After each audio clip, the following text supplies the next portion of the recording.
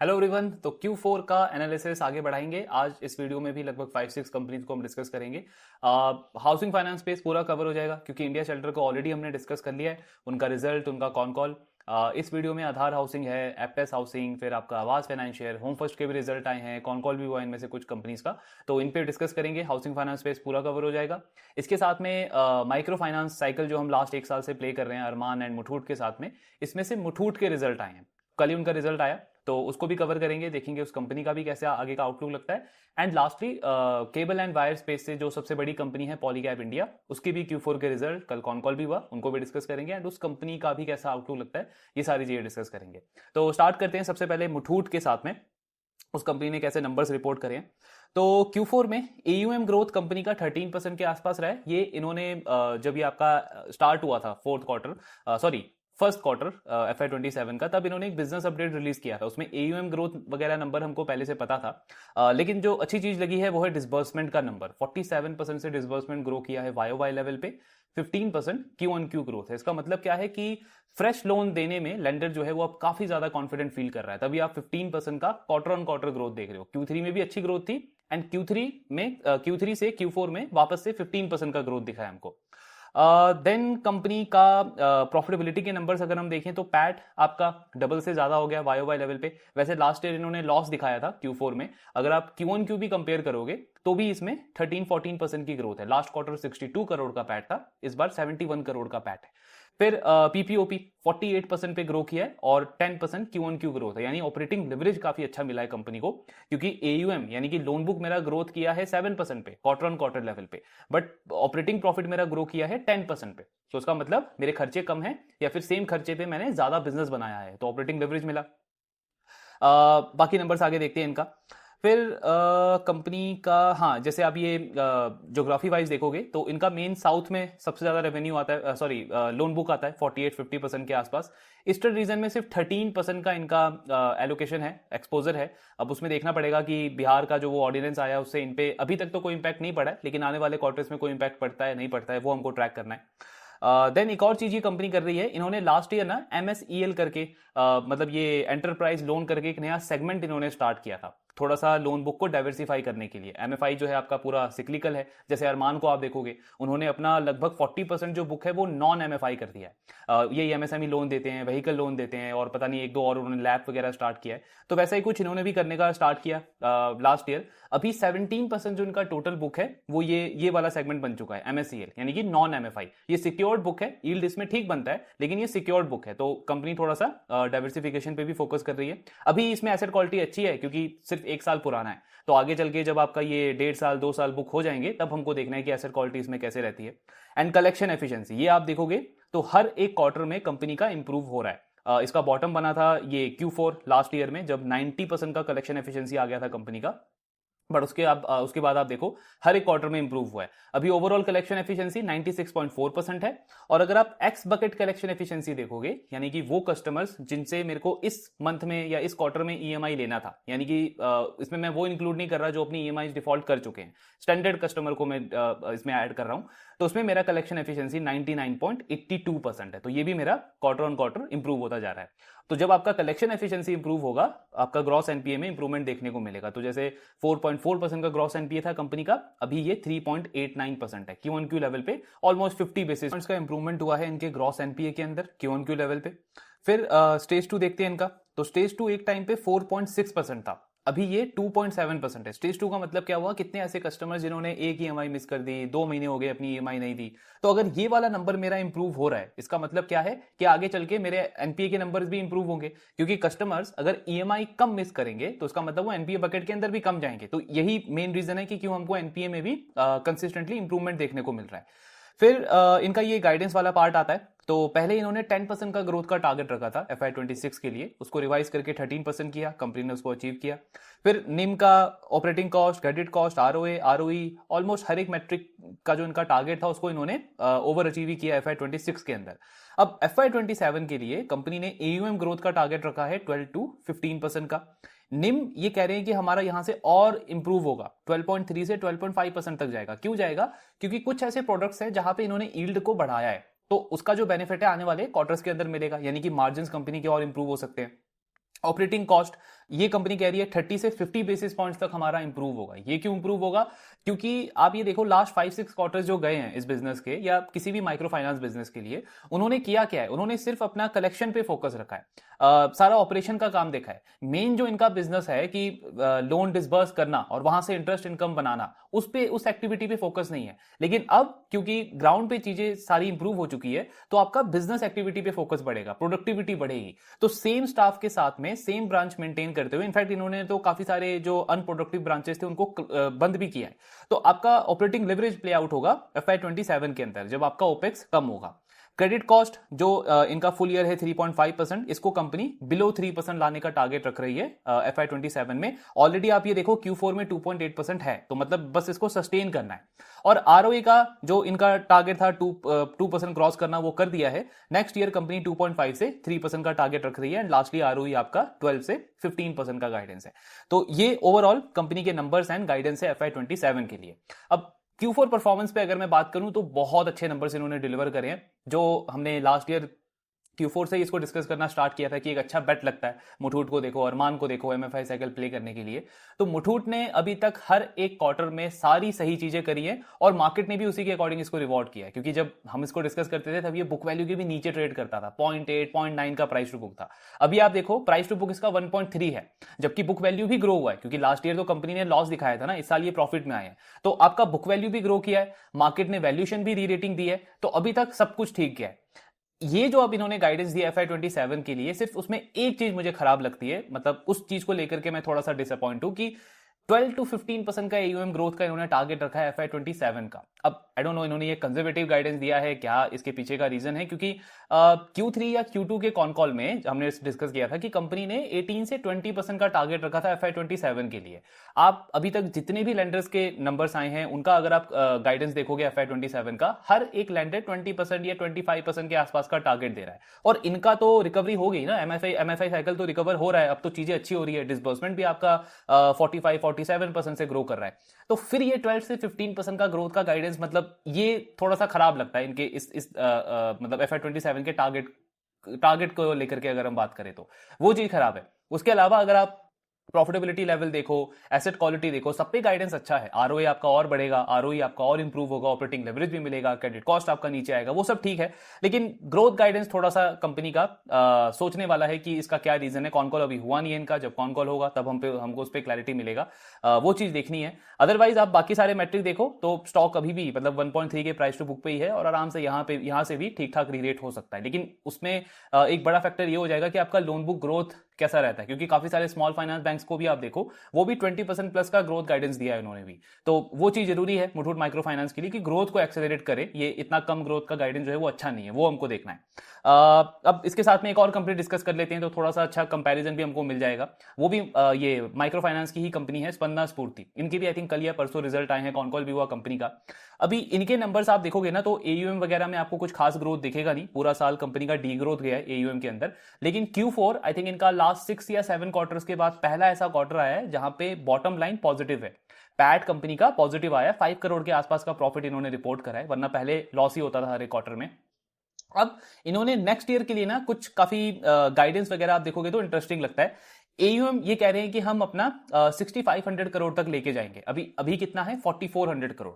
सो मतलब 45 से 50% के आसपास का ग्रोथ ये टारगेट कर रहे हैं FY27 के लिए। देन FY28 का इन्होंने टारगेट रखा है 9000 से 10000 करोड़ हमको लेके जाना है, तो कर सकते हैं। लेकिन अगर आप एक साल का भी गाइडेंस पकड़ो तो भी 40-50% का ग्रोथ गाइडेंस बनता है AUM का कंपनी का। अभी कंपनी का जो ओपेक्स रेशियो आप देखोगे वो बहुत हाई है, 15-16% के आसपास का ओपेक्स है। ओपेक्स मतलब कि 100 करोड़ का अगर आपको लोन बनाना है उसके ऊपर आपको कितना खर्चा करना पड़ता है, तो वो अभी 15% है। जैसे हमने ये मुथूट माइक्रो फाइनेंस का देखा 6-7% के रेंज में, स्पंदना स्फूर्ति का 15% है। कंपनी का मीडियम टर्म का टारगेट है कि इसको हम 7% तक लेके आएंगे। बट आप मीडियम टर्म छोड़ो, जब आपका लोन बुक ग्रो करना शुरू करेगा FY27 के अंदर, FY26 में इनका AUM डी ग्रो हुआ है, जैसे मुथूट का ग्रोथ है 13%, उनका आई थिंक डी ग्रोथ है 30-35%, तो वो FY27 में ग्रो करेगा। तो जब AUM ग्रो करेगा आपको ऑपरेटिंग लेवरेज मिलेगा, कॉस्ट रेशियो आपका अपने आप नीचे आ जाएगा, यानी प्रॉफिट में अच्छा ग्रोथ हमको देखने को मिल सकता है। फिर एक और चीज है, कॉस्ट ऑफ बोरिंग्स पन्ना स्फूर्ति की काफी बढ़ गई Q3 से Q4 में, आई थिंक 60 बेसिस पॉइंट बढ़ गया। 13.2% के आसपास का कॉस्ट ऑफ बोरिंग है कंपनी का, मतलब जितनी भी ये माइक्रो फाइनेंस कंपनीज हैं प्रोबेबली सबसे हाईएस्ट कॉस्ट ऑफ बोरिंग इसी कंपनी का है। लेकिन इंक्रीमेंटल कॉस्ट ऑफ बोरिंग है इस कंपनी का 120 बेसिस पॉइंट्स कम हुआ है। कहने का मतलब क्या है, एक तो है ओवरऑल कॉस्ट ऑफ बोरिंग कि आज मान लो मैंने 100 करोड़ का लोन उठाया, उसके ऊपर मुझे कितना इंटरेस्ट देना पड़ता है, पन्ना स्फूर्ति को 13.2% देना पड़ता है। But incremental cost of boring यानी कि जो फ्रेश पैसा मैं उठा रहा हूं मार्केट से आज के टाइम पे, उस पर मेरे को 12% देना पड़ रहा है। तो 120 बेसिस पॉइंट का सीधा सीधा बेनिफिट है मेरे कॉस्ट ऑफ बोरिंग के अंदर, जो आने वाले क्वार्टर्स में प्ले आउट होगा। तो कंपनी ने बोला भी है नेक्स्ट ईयर FY27 के लिए कि कॉस्ट ऑफ बोरिंग कम होगा। अब कॉस्ट ऑफ बोरिंग कम होगा तो मार्जिन आपके ऑटोमेटिकली बढ़ जाएंगे। तो ये दो बड़े लीवर हो गए, एक तो ऑपरेटिंग लेवरेज मिल रहा है, दूसरा आपके मार्जिन इंप्रूव हो जाएंगे, निम आपका बढ़ जाएगा, और तीसरा ग्रोथ का गाइडेंस तो इन्होंने दिया ही है कि 40, 45 या 50% से जो भी हम ग्रो करेंगे FY27 के अंदर। प्रॉफिट का इन्होंने कोई गाइडेंस नहीं दिया है कि ROE कितना बनेगा, ROE कितना बनेगा, बट आप मतलब एक बेसिक आइडिया लगा सकते हो कि अगर इस डायरेक्शन में ये बिजनेस जाता है तो प्रॉफिटेबिलिटी के नंबर्स काफी सॉलिड होंगे कंपनी के FY27 के अंदर। और स्टॉक अभी आप देखो तो बुक वैल्यू के आसपास ही ट्रेड कर रहा है। नेक्स्ट ईयर आपका बुक वैल्यू भी ग्रो करेगा क्योंकि प्रॉफिटेबिलिटी आएगी, इस साल तो आपका पूरा लॉस में गया है। तो ये सारी चीजें हैं। कहने का मतलब क्या है, स्पन्ना स्फूर्ति को अगर मैं कंपेयर करूं मुथूट माइक्रो फाइनेंस से, तो एटलीस्ट ग्रोथ में उन्होंने वो एग्रेसिवनेस दिखाया है कि हम चलो 40 या 50% से ग्रो करने को देख रहे हैं। मुथूट का ये 12-15% इसी रीजन से ना थोड़ा सा खराब लगता है। मतलब एग्जाम्पल के लिए आप समझो कि अगर मैं ऐसे किसी स्टॉक को अपने पोर्टफोलियो में ले रहा हूं और अच्छा गया मेरा एक साल, री रेटिंग भी दिया मार्केट ने, बिजनेस ने भी अच्छा किया हर एक क्वार्टर में, बट इस एक पर्टिकुलर चीज की वजह से ना मैं शायद अपना एलोकेशन और बढ़ा ना पाऊं, क्योंकि 12-15% जब आपने Q4 में 7% का ग्रोथ दिखाया Q-on-Q लेवल पे, यानी एनुअलाइज मैं इसको करूं तो 28% का ग्रोथ बनता है। तो और बुक भी कोई इतना बड़ा नहीं है, सीए ग्रामीण को आप देखो इससे 2 टाइम है बुक साइज में, 26-27,000 करोड़ का उनका बुक है, और वो बहुत आराम से कह रहा है कि हम 18-20% ग्रो करेंगे FY27 के अंदर। तो इस चीज पे क्लैरिफिकेशन चाहिए मुथूट से, अदरवाइज बाकी सारी चीजें ठीक है, और हमने साथ में स्पन्ना को भी डिस्कस कर लिया है। अब कुछ हाउसिंग फाइनेंस कंपनीज हैं उनको भी कवर कर लेते हैं। तो सबसे पहले आधार की बात कर लेते हैं, आधार हाउसिंग फाइनेंस। आधार हाउसिंग फाइनेंस के Q4 के नंबर्स आए हैं, AUM इनका 30,000 करोड़ क्रॉस हो चुका है। शायद अफोर्डेबल हाउसिंग में ये सबसे बड़ी कंपनी है अब, ये आवास वगैरह, एप्टस वगैरह, इन सबसे अगर आप कंपेयर करोगे तो इनका AUM ग्रो किया है 20% ग्रोथ है YOY लेवल पे। प्रॉफिट में शायद Q4 में 27% की ग्रोथ है, थोड़ा बहुत ऑपरेटिंग लेवरेज भी मिला है कंपनी को। और एक आपको ट्रेंड देखने को मिलेगा हाउसिंग फाइनेंस कंपनीज में कि Q2 Q3 तक क्या चल रहा था ना, डिसबर्समेंट का नंबर ग्रो नहीं हो रहा था, एसेट क्वालिटी सबका थोड़ा बहुत खराब हो गया था।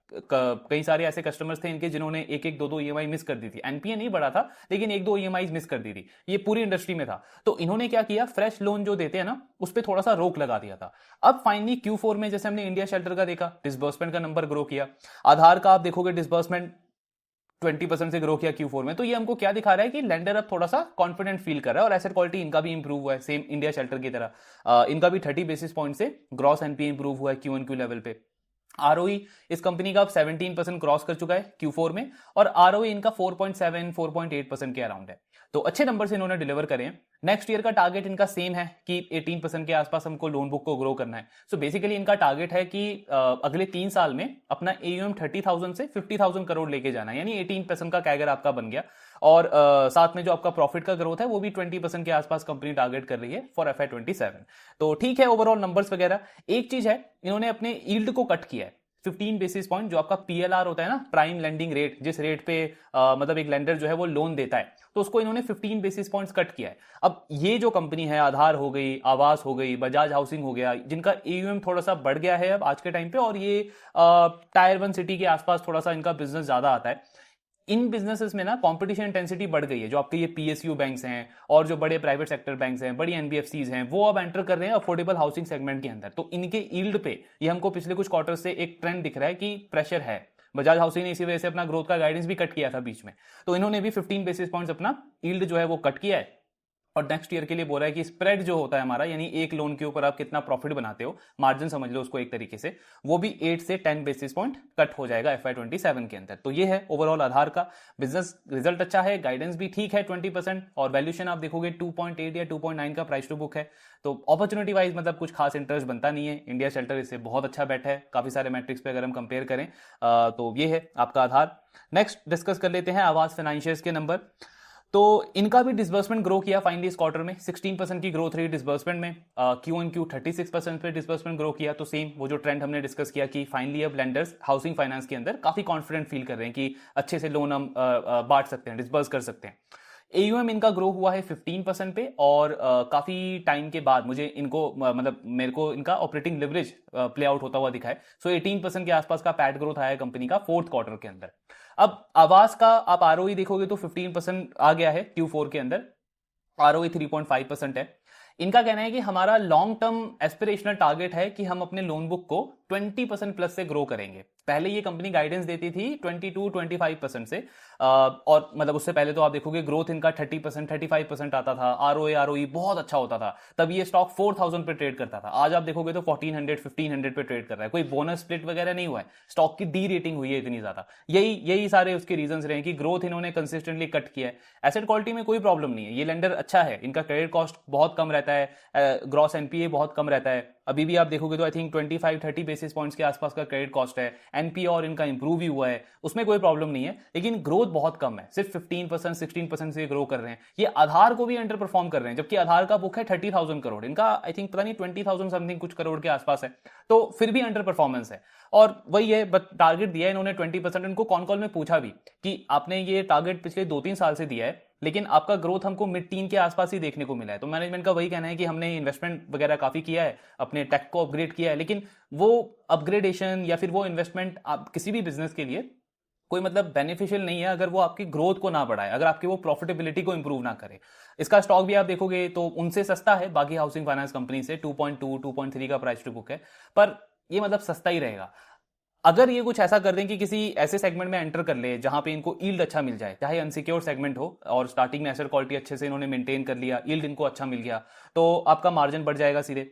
और अगर आपको ज्यादा उस पर खर्चा भी नहीं करना पड़ा तो आपका ऑपरेटिंग लेवरेज बढ़ जाएगा, वो आपके प्रॉफिट को पुश करेगा, आरओई को बढ़ाएगा, तब एक चांस है कि स्टॉक के अंदर एक अच्छा री रेटिंग देखने को मिले।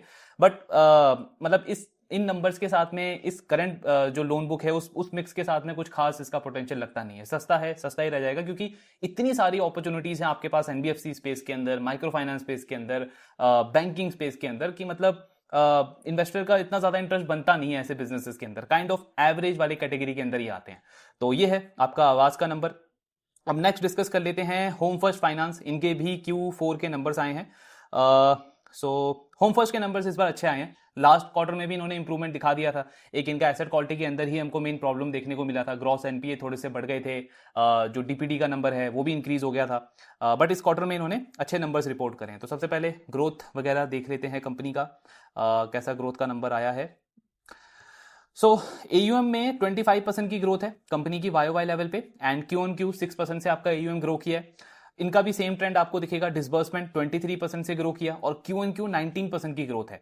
फिर ग्रॉस एनपीए आप देखो इनका जो बढ़ गया था Q2 में, Q3 में इन्होंने टारगेट दिया और उसमें इंप्रूवमेंट भी हमने देखा। इस क्वार्टर में और इंप्रूव हुआ है, 20 बेसिस पॉइंट से ग्रॉस एनपीए इंप्रूव हो गया।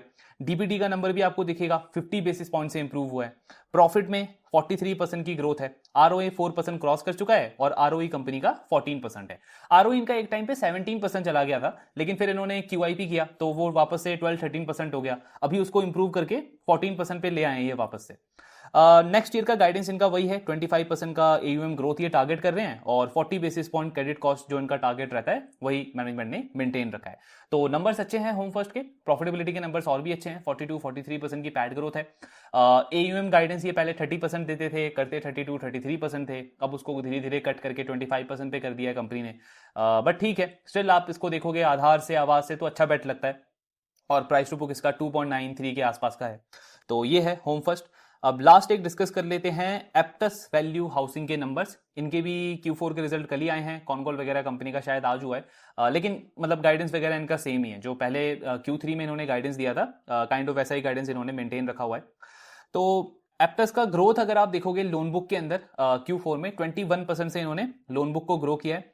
अब ये कंपनी ना मतलब हर एक क्वार्टर में अंडर परफॉर्म करती है, हम भी हर एक क्वार्टर में डिस्कस करते हैं। पहले जब ये लिस्ट हुए थे तब 35-40% का गाइडेंस देते थे, करते 30% थे, फिर गाइडेंस कट करके 30% किया और इनका एग्जीक्यूशन होता था 25%। अब इनका गाइडेंस है 22 से 24% और कंपनी करती है 21%। तो बिजनेस में कहीं कोई प्रॉब्लम नहीं है। आप देखो इसका जो आरओए बनता है, जो आरओई का नंबर है, वो इंडस्ट्री में आपको और किसी का नहीं दिखेगा। हाउसिंग फाइनेंस स्पेस के अंदर 21% का आरओई, 8% प्लस का आरओए। और ऐसा नहीं कि क्रेडिट कॉस्ट कंपनी का कोई बहुत ज्यादा है, ग्रॉस एनपीए नेट एनपीए आपको बाकी लेंडर्स के आसपास ही दिखेगा, बट फिर भी इतने अच्छे रिटर्न रेशियोज ये कंपनी बनाती है। प्रॉब्लम सिर्फ एक है कि गाइडेंस में इनकंसिस्टेंसी है, बोलते आप कुछ और हो, करते आप कुछ और हो, तो वो चीज खराब लगती है एप्टस की। बाकी ओवरऑल इनका भी स्प्रेड थोड़ा सा स्प्रेड बोल रहा हूं मैं, सॉरी, एसेट क्वालिटी थोड़ा सा डिटोरिएट हुआ था लास्ट क्वार्टर में, लेकिन gross NPA Q on Q level पे इंप्रूव हुआ है, नेट एनपीए का नंबर भी इंप्रूव हुआ है और प्रॉफिट में ऑपरेटिंग लेवरेज भी मिला है। 26% वाई ग्रोथ है, 11% आपको क्यू ऑन क्यू ग्रोथ देखने को मिलेगा। तो एप्टेस के नंबर्स भी अच्छे हैं Q4 के अंदर।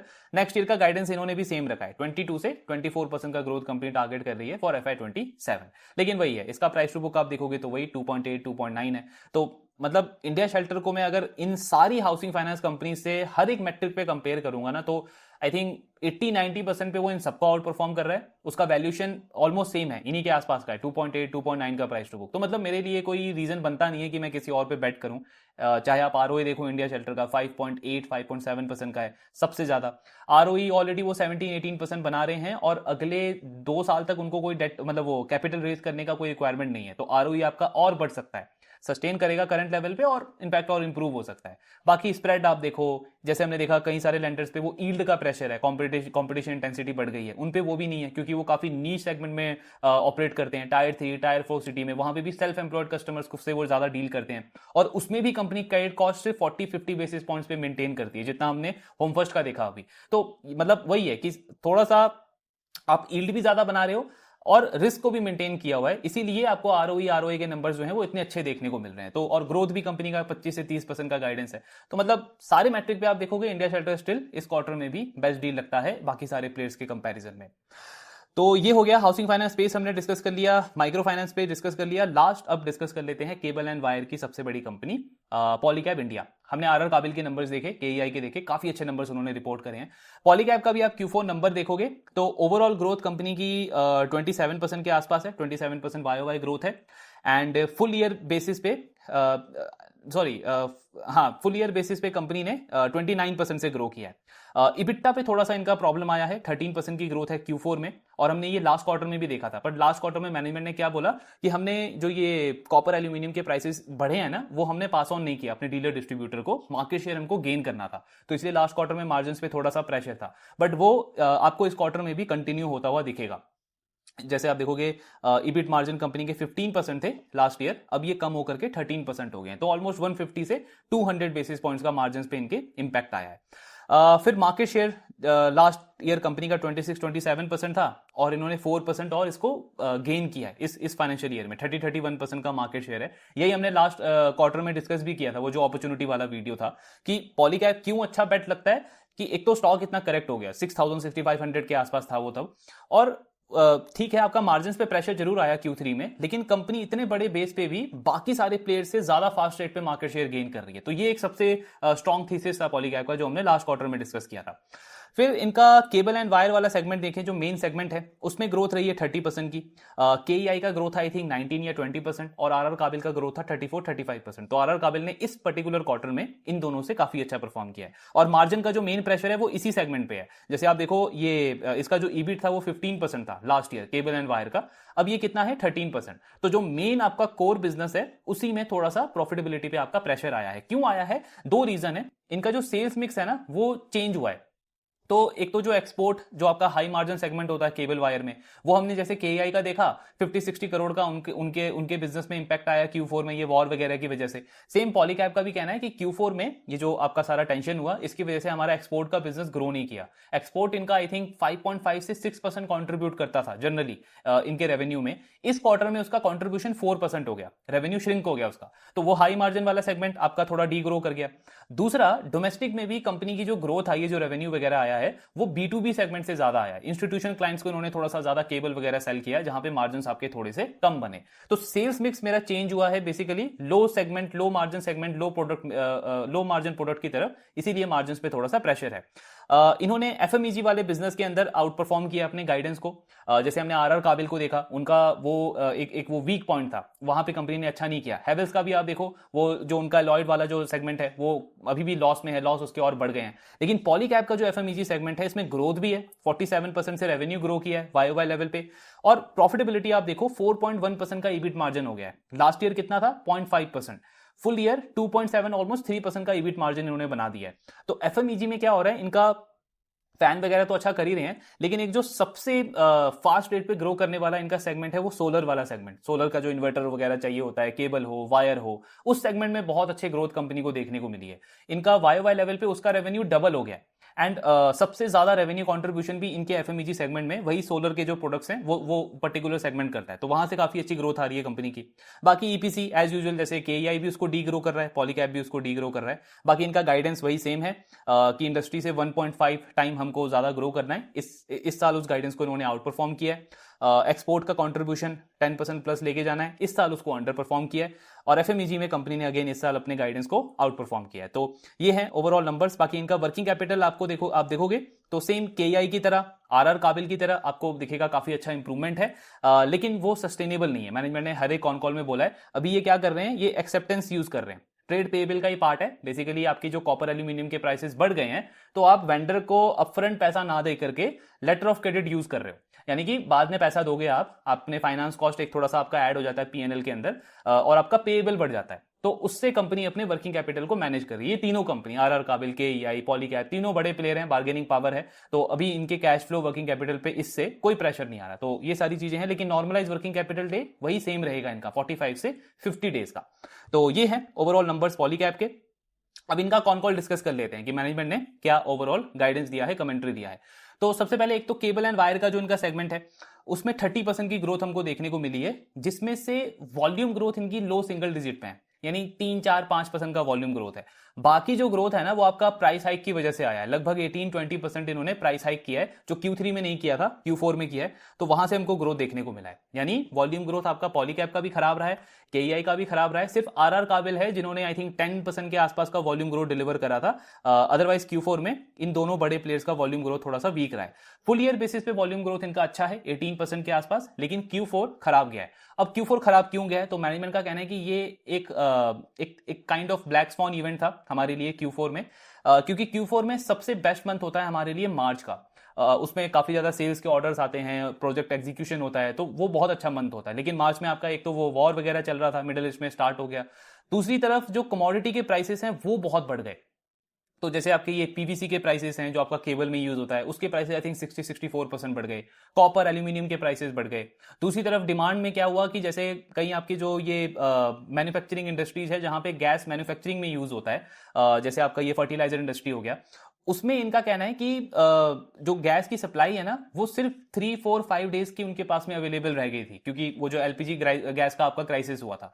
तो वहां पे भी डिमांड हमारी काफी इंपैक्ट हो गई। और क्योंकि कमोडिटी प्राइसेस बढ़ रहे थे, तो जो हमारे डीलर डिस्ट्रीब्यूटर हैं उन्होंने भी इन्वेंट्री लेने से उस टाइम पे मतलब थोड़ा सा पोस्टपोन कर दिया। क्यों कर दिया? क्योंकि एकदम से आपके प्राइसेस इतने बढ़ गए, आपने इन्वेंट्री अभी स्टॉक करके रख लिया, कल को प्राइसेस गिर गए तो आपको लॉस लेना पड़ेगा। तो जितने भी ये प्लेयर्स हैं, आपके डीलर डिस्ट्रीब्यूटर हो गए, जो इंस्टीट्यूशन क्लाइंट्स हो गए, उन्होंने प्रोजेक्ट्स को, डिमांड को थोड़ा सा डिले कर दिया, पोस्टपोन कर दिया इन सारे मैक्रो इवेंट्स की वजह से। इसीलिए मैनेजमेंट ने बोला कि एक तरीके का ब्लैक स्वॉन इवेंट था। मतलब ये नॉन रिकरिंग इवेंट है, ऐसा नहीं है कि हर एक क्वार्टर में, हर एक मंथ में आपको ऐसा देखने को मिलेगा।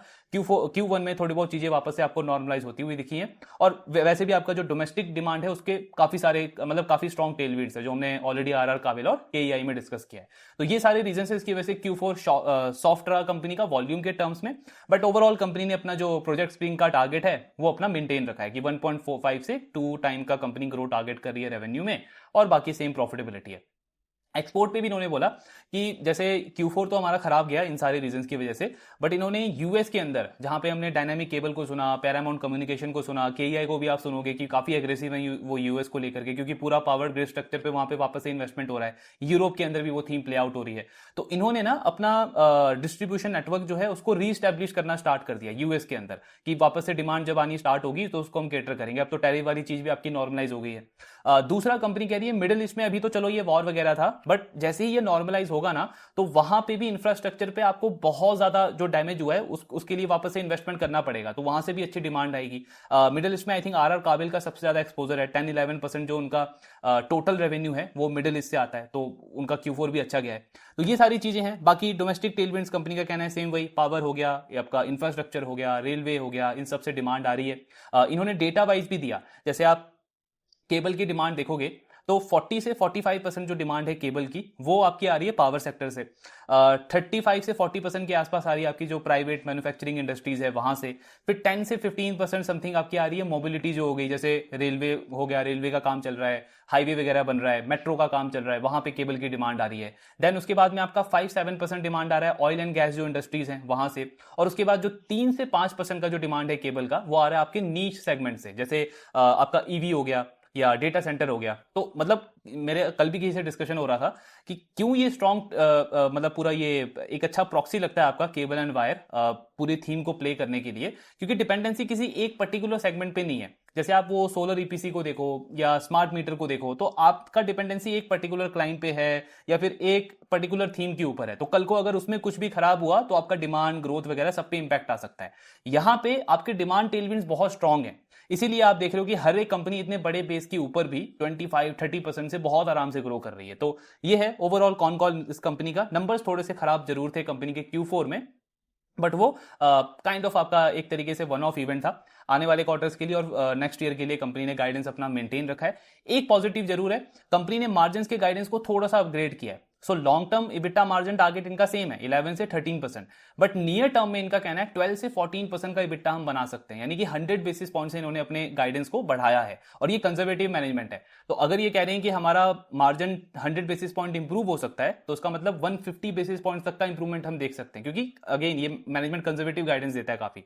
तो अगर आप इनका नेक्स्ट ईयर का मतलब टॉप लाइन का ग्रोथ पकड़ो 25-30% आराम से कर सकते हैं, क्योंकि केईआई आरआर काबिल का भी 30% के आसपास का रेवेन्यू ग्रोथ बन रहा है, तो ये कंपनी भी 25 से 30% पे आराम से ग्रो कर सकती है। उस पर अगर आपका इबिटा इंप्रूव होता है तो पैड ग्रोथ आपको बहुत आराम से 35 से 40% का देखने को मिलेगा। मतलब अगर मैं फॉरवर्ड पी देखूं तो 37 या 35 का बनता है। ईवी बिट्टा पे अगर मैं कंपेयर करूं वैल्यूएशन कंपनी का, तो वो 25-26 के आसपास आता है। तो मतलब मुझे पर्सनली वैल्यूएशन कंफर्ट इस लेवल पे उतना नहीं है, क्योंकि जब हमने डिस्कस किया था तब ये 6,000-6,500 के आसपास था।